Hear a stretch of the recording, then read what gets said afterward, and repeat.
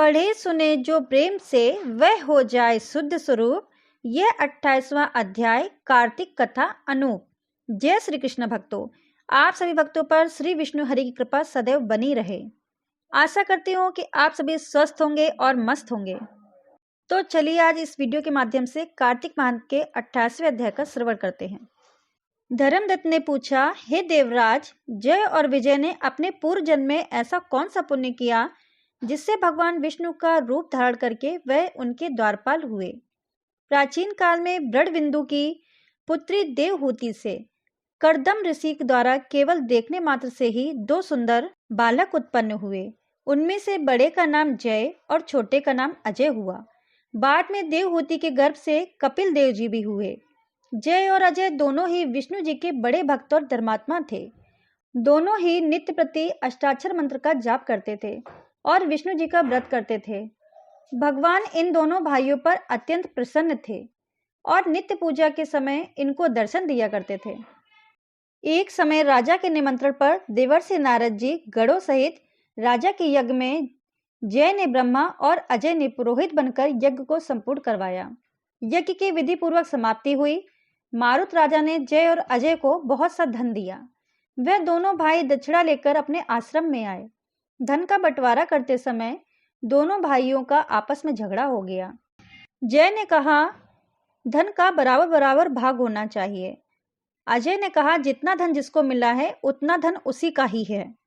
तब जय ने क्रोध में आकर अजय को श्राप दे दिया, तुम धन लेकर नहीं देना चाहते हो, इसलिए तुम ग्राह हो जाओ।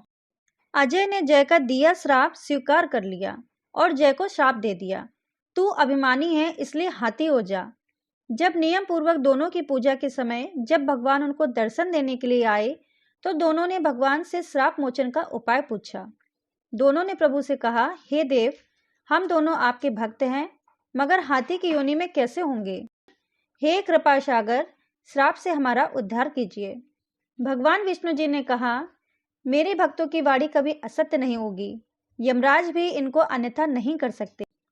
पूर्व काल में मुझे भक्तराज प्रहलाद के कहने पर स्तंभ से प्रकट होना पड़ा था और राजा अम्बरीश के कहने पर 10 अवतार लेने पड़े थे। अतः तुम दोनों अपने श्रापों को भोग मेरे लोक को प्राप्त होगे। इतना कहकर विष्णु जी अंतर ध्यान हो गए। फिर वे गंडकी नदी के किनारे मगर और हाथी हुए। जाति स्मरण रहने के कारण इस योनि में भी भगवान विष्णु का व्रत नियम से किया करते थे। एक दिन कार्तिक की पूर्णमासी को वह हाथी स्नान करने को गंडकी नदी में गया। तब पिछले जन्म का श्राप स्मरण करके मगर ने हाथी को पकड़ लिया, तो हाथी ने भी विष्णु जी का स्मरण किया। फिर क्या, तुरंत ही शंख चक्र गदा पद्मधारी भगवान ने अपने सुदर्शन चक्र द्वारा उन दोनों को अपने जैसा रूप देकर उन्हें बैकुंठ में ले गए। उसी दिन से उस स्थान का नाम हरि क्षेत्र प्रसिद्ध है। चक्र के आघात से वहां के पत्थरों में भी चिन्ह बने हुए हैं। वे दोनों जय और अजय के नाम से आज तक संसार में प्रसिद्ध हैं। हे प्रिय, आपने विष्णु जी के द्वारपालों के संबंध में जो प्रश्न किया था उनका विस्तृत उत्तर मैंने दिया है। इसलिए हे द्विज, तुम भी ईर्ष्या और देश को त्याग कर नित्य भगवान विष्णु का व्रत करो।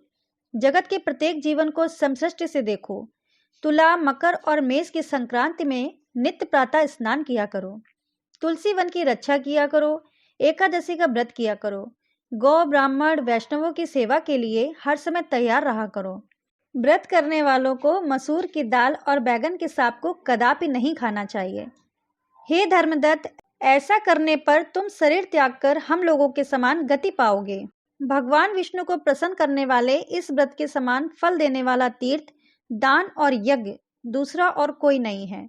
हे विप्र, तुम धन्य हो, क्योंकि तुमने विष्णु भगवान को प्रसन्न करने वाला व्रत किया है, जिसका आधा फल तुमने कलहा को दिया है। उसके बाद हम कलहा को बैकुंठ में ले जा रहे हैं।